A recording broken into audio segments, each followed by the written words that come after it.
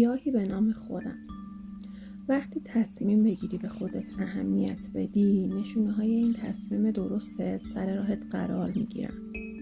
مثل وقتی که من کتاب گیاهی به نام خودم رو دیدم و نتونستم ساده از کنارش رد بشم. تصمیم گرفتم گیاهی پرورش بدم به نام خودم، اونم بین تمام عوامل سمی.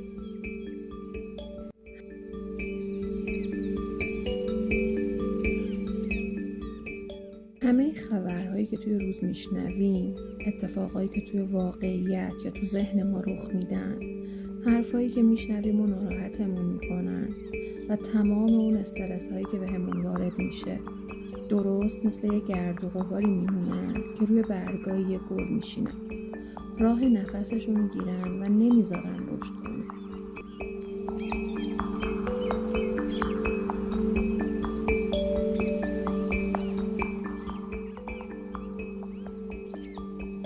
اینطور موقع ها همونطور که از یک گیاه مراقبت میکنیم تا به زندگی طبیعیش برگرده، باید مواظب خودمونم باشیم.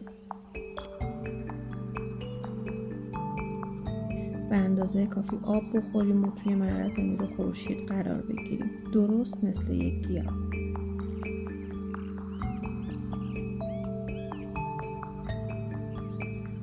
بعدش برگای خشک شده رو جدا کنیم و منتظر جوانه‌های جدید باشیم.